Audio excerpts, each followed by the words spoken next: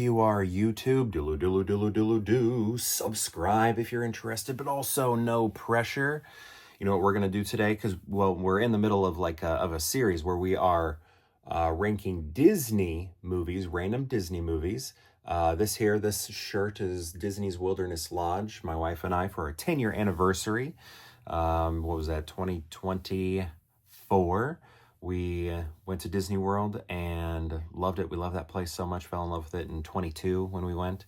And yeah, we love it so much. And this is where we stayed during our 10-year anniversary. First time together, we stayed at the yacht club and then here. And we loved it. So, you know, just some Disney gear here. We got ourselves some Goofy. Goofy's going to help us pick some movies. So yeah, we're going to go to my Disney collection over here beside me. I've already collected them from behind me. And we're going to pick 3 random Disney movies and then rank them based on whatever criteria we come up with. I will rank them here in the video, but if you'd like to rank them in the comments below, please feel free to do so. Should we get to picking those Disney movies? I think so. So we'll do this one here. And then we'll do this one here. And then, I've been picking up a VHS. Let's see what we got. All right. Oh, dang. Oh, shoot. Oh, man. Oh, my goodness. What am I going to do? Oh, dang. Okay. Shoot. What am I going to do? Okay, I think I know what I'm going to do. I know what I'm going to do. Okay. Oh, I'm so sorry. I feel so bad. Gosh, what am I going to do? Okay, anyway, here we go. Mufasa. This is my most recent Disney movie purchase. Actually, just got this somewhat recently. So my kids are in love with cats and big cats and lions and the Lion King and like obsessed. And we took them to see this movie in the theater and they loved it so much. This is one of their favorite movies. And so I bought this movie and hid it in a spot in the house where we have our, upstairs movie collection for them. And because I'm in the basement now, so upstairs movie collection for them. And when they opened the drawer and saw it, they were like, what, how, why, when?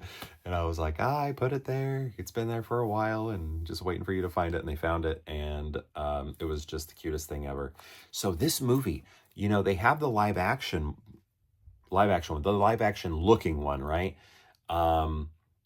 And while the animated Lion King is so good, one of my favorites of all time, its live action remake I was not into. I didn't like it, even though it was the exact same story, right? That's weird. I understand that sounds weird. But I liked it enough, I guess, to where, I don't know. But I have a lot of issues with it. But this one, I thought I was going to hate it because the previews basically completely tamper with the lore of the animated film by not having Mufasa and Scar as brothers. So like actual blood brothers, where the animated film very much alludes to that they are. And this one here, they're not. And I was like, what are they doing messing with this? I'm going to hate this movie, but my kids want to see it, so I'm going to take them. And then I watched it and I loved it. Because here's the thing, like everybody like with comic book movies for a while was like, didn't follow the comic. But you know what? That's a different form, different art form. We have comic books and then we have movies. And I feel like this is the same way with this. They can tell separate stories, modified stories, altered transition stories, things like that. Transform stories. They can do all that. And here we have a situation where I think it worked. It worked for me. It changed my mind. So I went into this expecting to hate it, just to where it's going to piss me off so much. But I love the film and it opened my eyes and it slapped me across the face and said, I am a different movie than the animated movie. I am a different line. I'm a different lion. I don't have to be the same.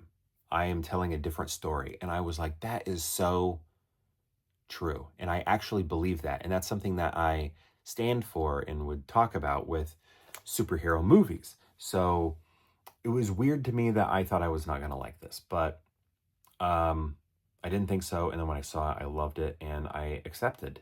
In here, they're not blood brothers. In the animated one, they are. And the fact that it's different, it's okay. It's completely fine.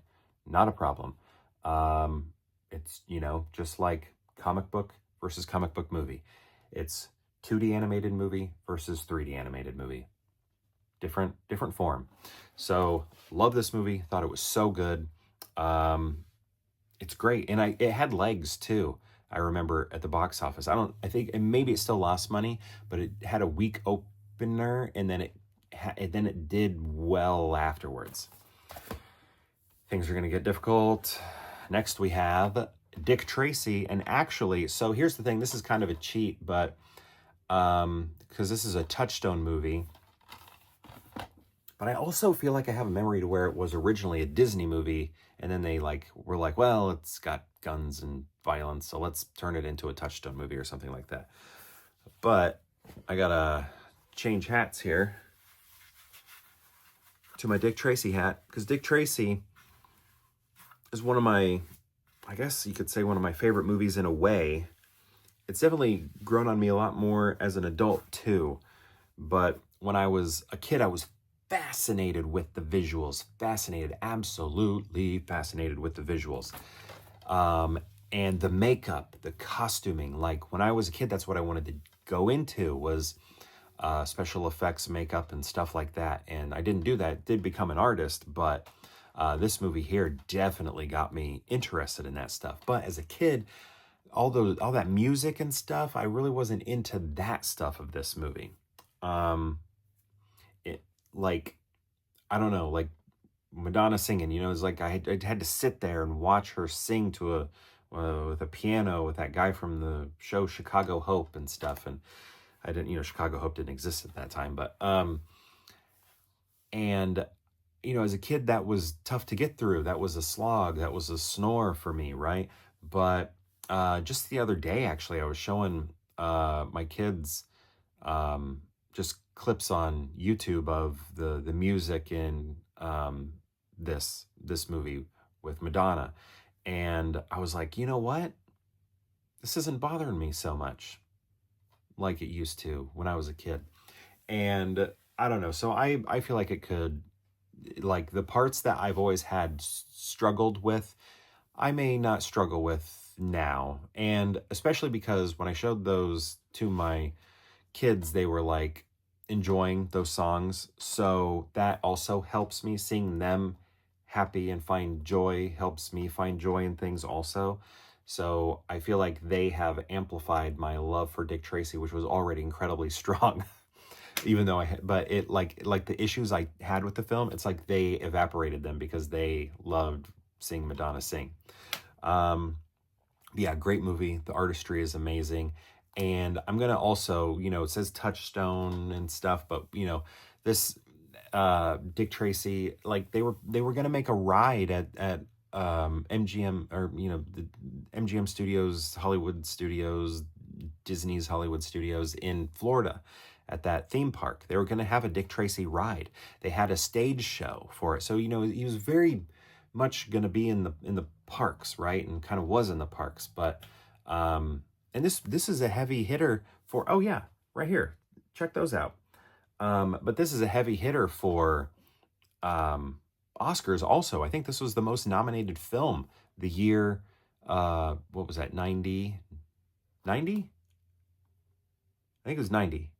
Yeah, 90. Because, it's going to actually, this month, it's going to celebrate its, what is that, 35-year anniversary. Is that right? Am I doing my math right? 35-year anniversary, which is very cool. But yeah, I love this movie so much. But next, we got another one that I love so much. Oh. Okay, The Nightmare Before Christmas. Oh, what am I going to do here? The Nightmare Before Christmas, Halloween movie, Christmas movie, more of a Christmas movie, but still, watch them on both days and also in between. Tim Burton's idea. Selleck. This is so bad that I can never remember his name. What's his first name? Henry Selleck. Thank you. Henry Selleck. But look, it says Tim Burton on the front, and, he had that Batman success. And also, Batman '89 has some influence on this, I believe, with the visuals and everything. But anyway, like they just put Tim Burton all over this thing. A lot of people think it is a Tim Burton directed film, and like I embarrassingly forgot Henry's first name, Henry Selick.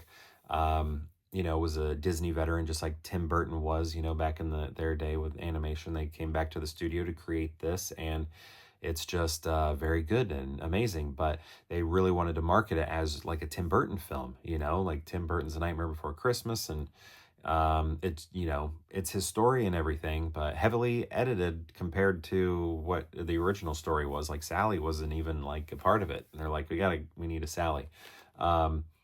But yeah, the songs in this are so good. I've never had any issue with this movie other than maybe like it's too sunny outside. I don't want to watch it right now.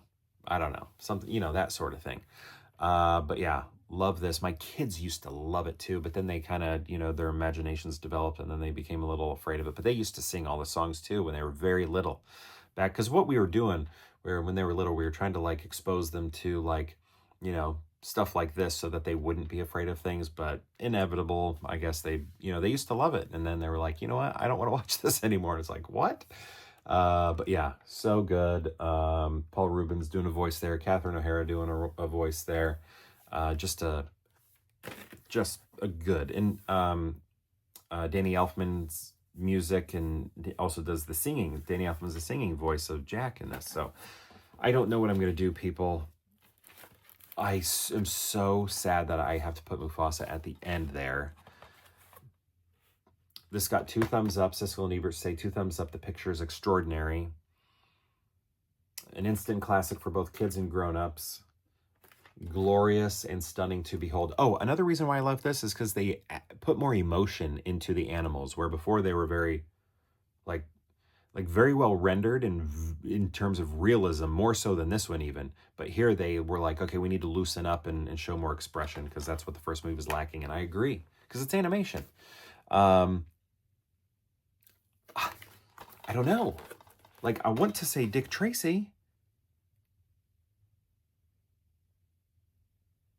My dad took me to see Nightmare Before Christmas in the theater, and I remember he fell asleep. He worked nights.